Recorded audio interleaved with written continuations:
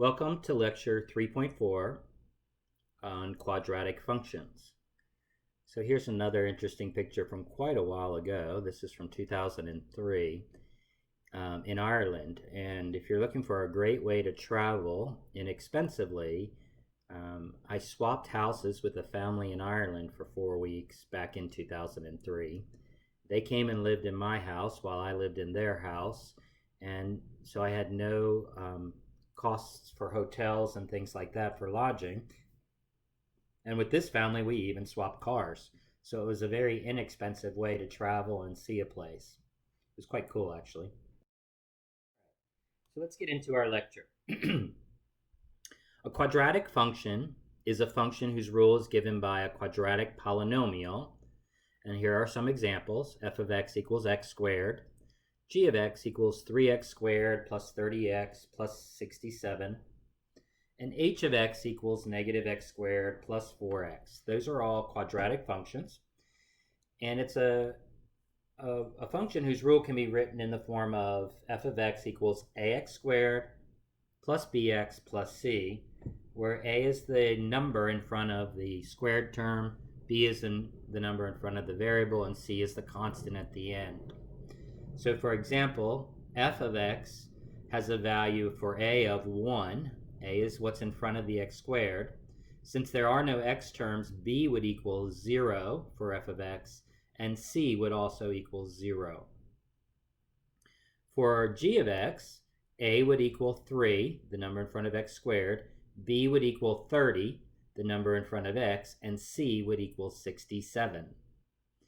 In h, a would equal negative 1, b would equal 4, and c would equal 0. Okay?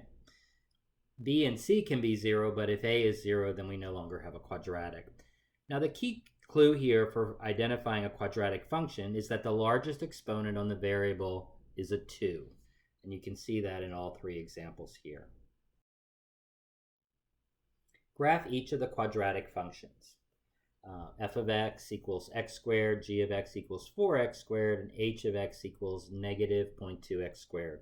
Now the way we graph equations is we pick x values, plug them in, and then find the y value, or in this case the functional values f of x. Remember that f of x is the same thing as y. So I could write these as y equals x squared, y equals 4x squared, etc. These are just notation. So the thing with a squared term is we want to pick numbers that are positive and negative because of the shape of the graph. Okay. So here if we pick x for f of x, we pick x equals negative 2, negative 1, 0, 1, and 2. Then we get negative 2 squared is 4, negative 1 squared is 1, 0 squared is 0, etc. And we have the graph that you can see here, and all the points are indeed labeled. Okay. Now, g of x is an interesting case because students often mess this up. All right. So what they do is we're so used to working from left to right that when they do 4x squared and they plug in negative 2, they often multiply 4 times negative 2 and get negative 8, and then square negative 8, which would be a positive 64. This is inaccurate. This is wrong. You have to remember and go back to our PEMDAS, parentheses, exponents, multiplication and division, addition and subtraction, are the order of operations. So exponents come before multiplication, so we do the square first and then multiply it by 4. Negative 2 squared is 4, times 4 is 16. Negative 1 squared is positive 1, times 4 is 4, etc. And you see the graph here. Okay? For h of x, notice that when we square the term, for example, negative 5 squared is positive 25, but then when I multiply it by negative 0.2, I get negative 5, okay? And so you can see all these values here, and then you can see the graph. And this will give us some clues about how we can identify the shape. You notice that the shape of the quadratics are what we call parabolas. A lot of students refer to them as smiles or frowns. And okay. So again, the shape of a quadratic function, the graph of a quadratic function is a parabola. If a is positive, if a is greater than 0, then we have a smile, that the parabola opens upward. And you can see that in A and B here in the examples. That's a is positive. In f of x, it was the number 1. A was 1, and in g of x, it was 4. But if a is negative, that is, it's less than 0, in the case of h, we had a negative 0.2, you see that the parabola opens down. Now, a way a lot of students remember this as negative things make us frown, positive things make us smile. Okay? If the absolute value of a is less than 1, now what this means is it's a fraction. It's a number between 0 and 1. So 1/3, 2/3, 4/5, etc. If it's a fraction or a decimal between 0 and 1, the graph gets wider. If a is a number greater than 1, or the absolute value of a is greater than 1, from 1.2, 2, 3, 4, 5, 6, 7, and even on the negative side, negative 1.2, negative 2, etc., then the graph will get narrower. And again, the way I try to help students to remember this, if we have a fractional value, a value less than 1 is our multiplier, like in h we had 0.2, then the graph is going to be wider than normal. When a parabola opens upward, the vertex is its lowest point. So if a is positive, the vertex, this is that center point at the very bottom, is a minimum value. If the vertex opens downward, that is, a is negative, then the vertex is the highest point on the graph, and it's that center point again. The axis of the parabola is the vertical line, so it's x equals something. X equals a number is a vertical line, and it goes through the vertex. So whatever the x value of the vertex is, of the vertex point, that x value, x equals, in example A, x equals 0, is the axis of the parabola. Now, an axis just means that it's reflective on both sides, that it's kind of like a mirror image to the left of that axis and to the right. So let's try a problem.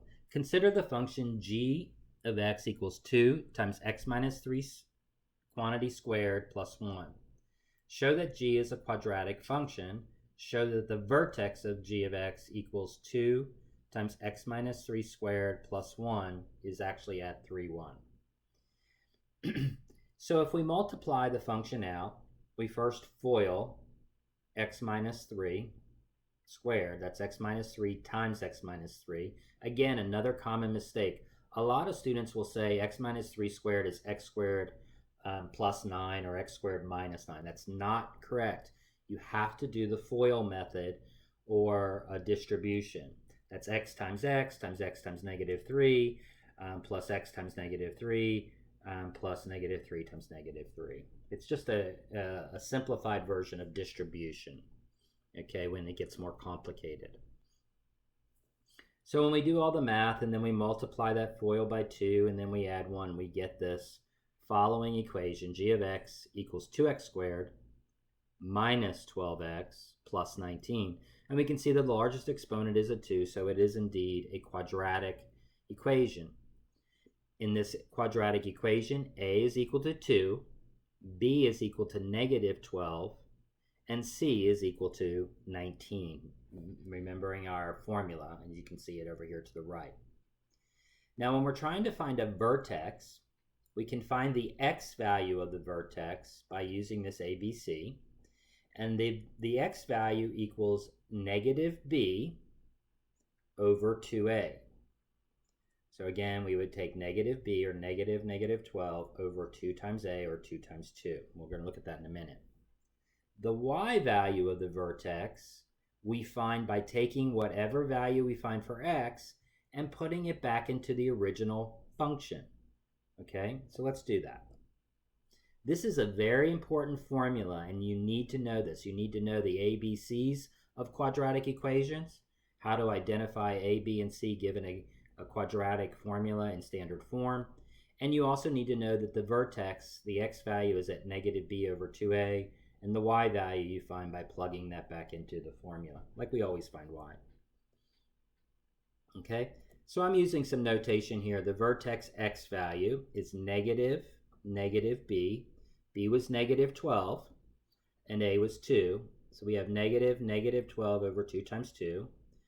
Well, negative is positive. 12 over 4 is 3. Okay, so our vertex x value is 3. To find the y value, we simply plug this 3 back into the original function or equation. Okay, so our k value, or our vertex y value, I think I'm going to use this the rest of the lecture, equals, it really should say g of 3, I apologize for that, g of 3. So 2 times 3 squared, and again, remember to do the 3 squared first. It's not 6 squared, it's 2 times 3 squared, minus 12 times 3, because it's 12x, plus 19. So we're just plugging in the x value back into the original formula, okay? And we get 1 there. So our vertex for this diagram is at 3, 1.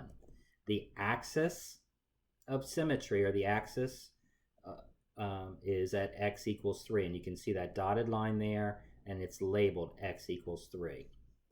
Okay. Determine algebraically whether the given parabola opens upward or downward, and find its vertex. So again, we're going to have to expand this out until we get it into standard form, ax squared plus bx plus c. So the first thing we want to do is go ahead and FOIL x minus 4 squared. So x minus 4 squared is x squared minus 8x plus 16. The next thing we're going to do by order of operation is the multiplication. We're going to multiply that all by negative 3. We multiply that by negative 3, we get negative 3x squared. Negative 3 times negative 8 is positive 24x. And negative 3 times positive 16 is negative 48. Okay, we're still not done because we also have a minus 7 at the end. So now we subtract 7 from both sides, or 7 from this equation. And negative 48 minus 7, negative and negatives, we go ahead and add them and keep the sign. We get negative 3x squared plus 24x minus 55. Now see if you can identify what a, b, and c are in this problem, in this simplified version of the equation. Well, a is negative 3, b is positive 24, and c is negative 55. Since a is negative, this quadratic is going to open downward. Negative things make us frown. It will be a downward parabola. To find the x value, remember we use negative b over 2a. Negative b is negative 24 over 2 times a, which is negative 3. So we get negative 24 over negative 6. Negative divided by negative is positive, and we get a positive 4. 24 divided by 6 is 4. To find the y value, we plug this back into the equation. We plug the x value back into our original equation. And you can do this either way. You can go all the way back here, or you can use the simplified version. Since we're doing 4, it's actually easier to do this first one because 4 minus 4 is 0. So this whole first term goes away because negative 3 times 0 is 0, and we get minus 7. So our vertex is at 4, negative 7. This is the x value, this is the y value, this is the vertex. The vertex is an ordered pair, an x and a y value. Okay, so let's do a problem.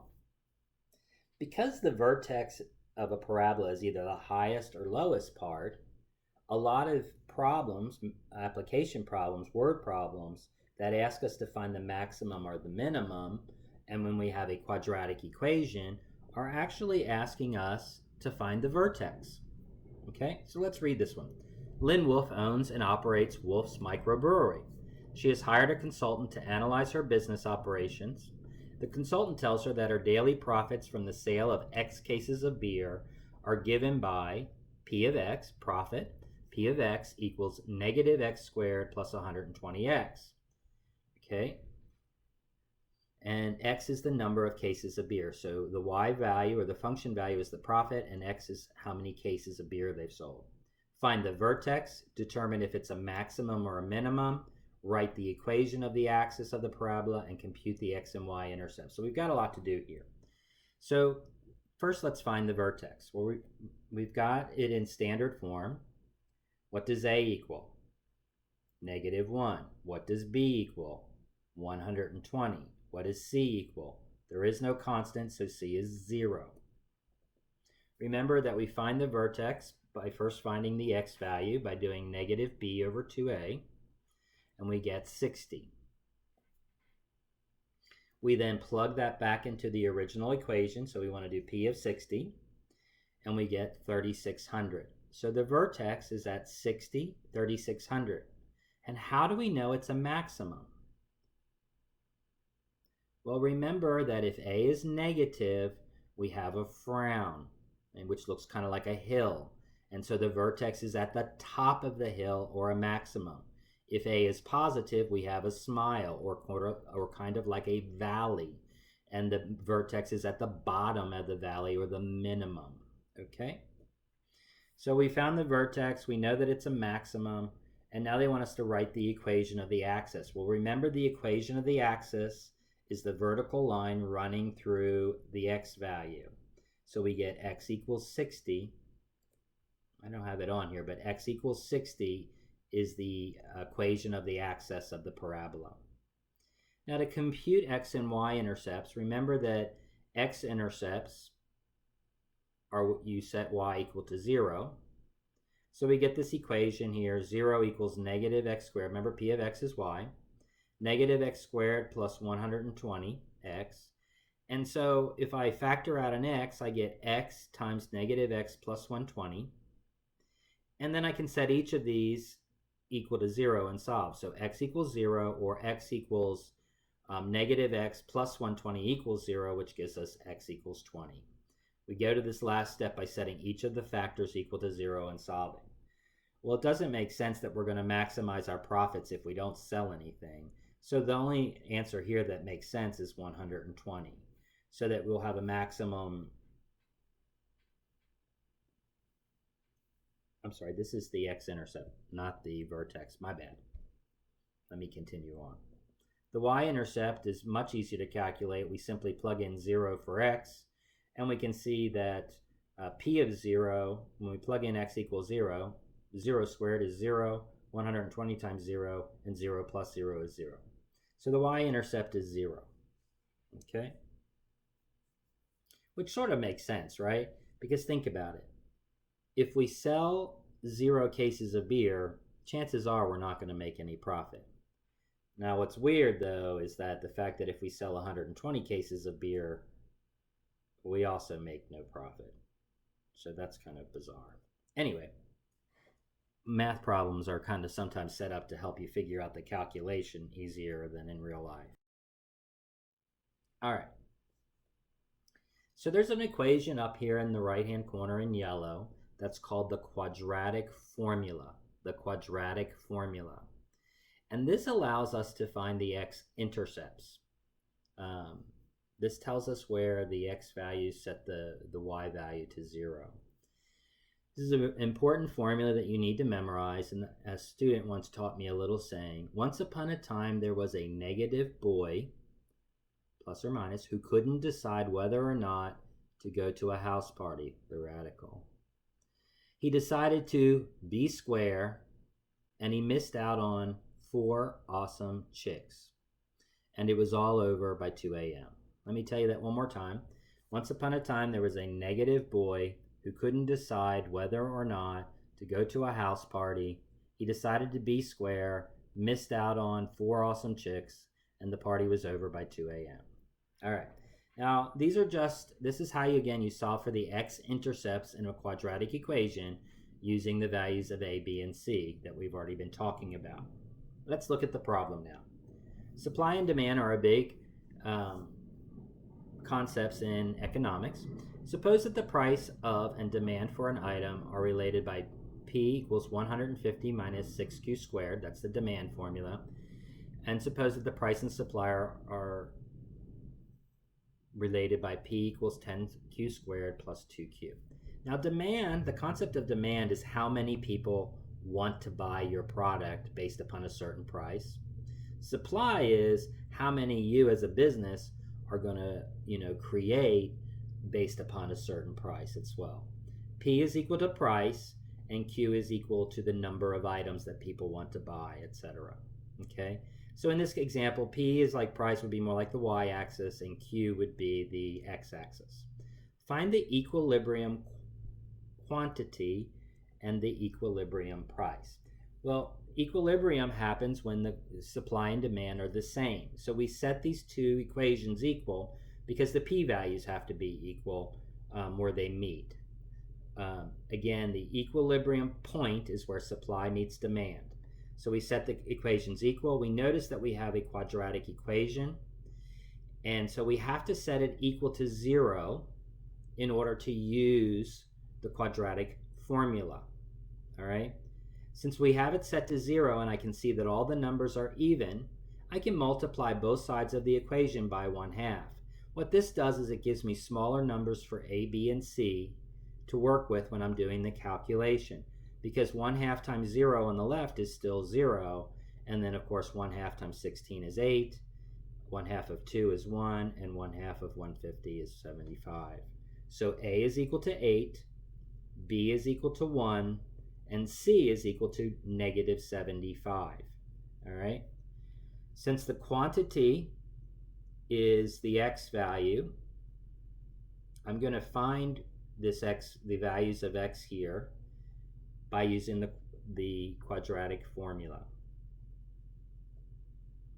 So I plug in negative b, negative 1, plus or minus b squared, negative 1 squared is positive 1, minus 4 times a, which is 8, times c, which is negative 75, all divided by 2 times a. Okay? When I do this out, I get the value 3. Okay? So this is my x value. I go back and plug this into the equation, either of the equations, and I can find the price, because this is my demand, the quantity, this is the equilibrium quantity, and this is the equilibrium price. I find the equilibrium price by just plugging it back into either equation. Now I can also do this with my calculator. I can plug in y equals the supply equation, y equals the second y in the line in your calculator equals the demand equation, graph them, make sure I can see where they intersect on the screen, and then use the calc function again, the trace button on the top right, to find the intersection, and it will give me the x and the y values at the bottom of my screen. This problem is a little more complicated. The rental manager of a small apartment complex with 16 units has found from experience that each $40 increase in the monthly rent results in an empty apartment. All 16 apartments will be rented at a monthly rent of $500. How many $40 increases will produce maximum monthly income for the complex? So we're trying to maximize our income, so we need a formula for income. If I'm a landlord and I'm renting out apartments, how do I figure out how much money I'm going to make?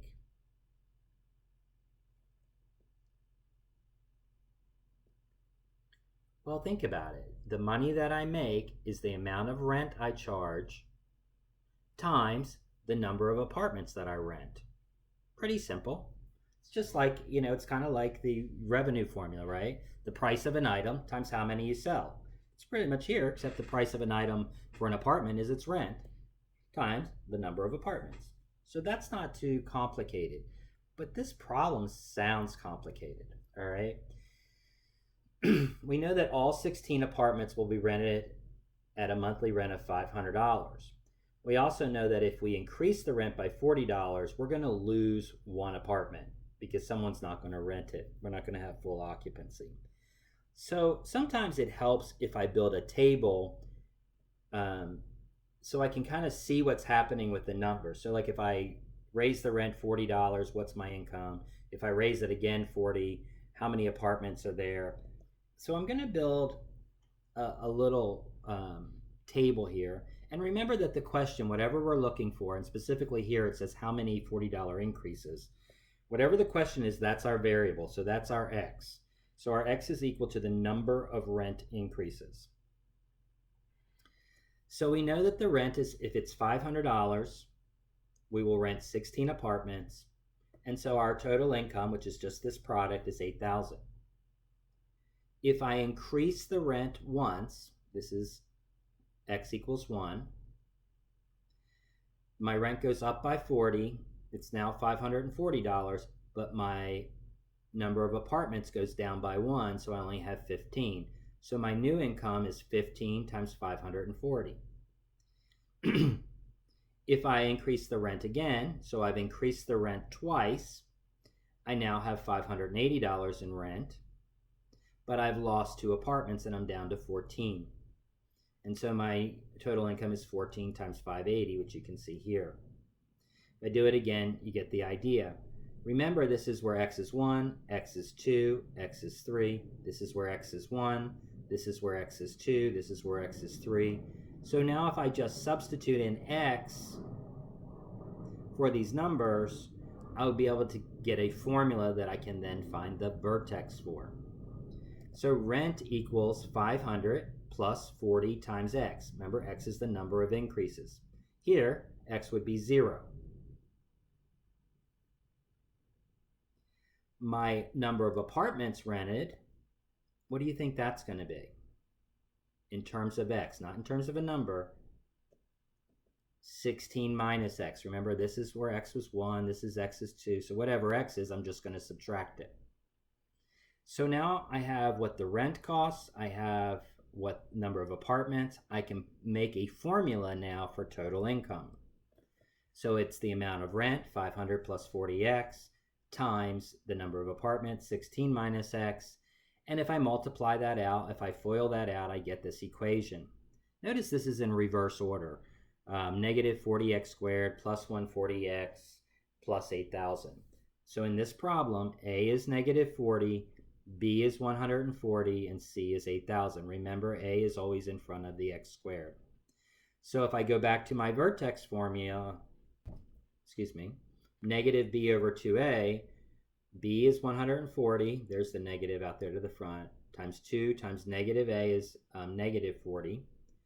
So I get negative divided by negative is positive, and 140 divided by 80 is 1.75. So approximately 2 increases will maximize my rent. And we can actually see that even when we built the table, we were starting to see after 2, it was starting to go down.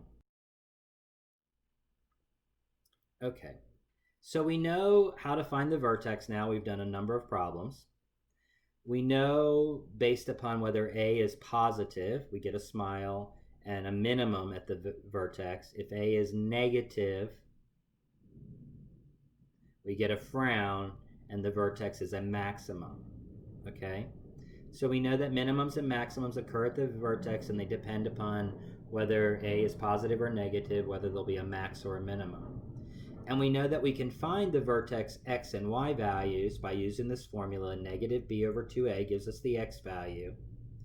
Plugging that x value back into the original function gives us the y value of the vertex. But we don't really know what each value represents in terms of minimums or maximums. Is the x value the maximum? Is the y value the maximum or minimum, vice versa? So let's look at that. So let's look at this maximum. Okay, we have a maximum at x equals 10 and 950. That's the point. So if we're thinking about the function here, what are we looking for the maximum is? Is it the maximum year or is it the maximum CD sales? Well, it's the maximum CD sales. We can tell it's not the maximum year because they continue on, all right? So the maximum value is actually the y value. The actual maximum value is the y value. The x value tells us when or where the maximum or minimum occurs. In this case, it tells us when because it tells us in what year. But maybe X is the number of products you sold. And so like in the last case with the cases of beer, then X would tell us how many. So kind of when we get a maximum, but based upon how many sales there are. Okay. So it's really important that you are able to identify answers, not only the vertex X and Y, but also what they mean. So for example, in this, we reached the maximum CD sales of $950 million in year 10. All right. So you need to be able to interpret max and minimums based upon this concept that X tells you when or where they happen, and the Y value tells us the actual minimum or maximum value. So for example, if this was the question and I just said, what was the maximum of this function? The answer would just be $950 million. If I asked when a maximum sales occurred, then you would say year 10. So you need to pay attention to what the question is asking and be able to identify if that's X, if it's the X value, the Y value, or possibly both. It might ask when and what is the maximum. All right, I think this is our last question. A researcher in physiology has decided that a good math model for the number of impulses fired after a nerve has been stimulated is given by y equals negative x squared plus 20x minus 60. Immediately we see that A is negative, negative 1, B is positive 20, and C is negative 60. Since A is negative, we have a parabola going down, and we can find a maximum value at the vertex. Okay? What will be the maximum firing rate? When will the maximum firing rate be reached? Now, is this an X answer or a Y answer?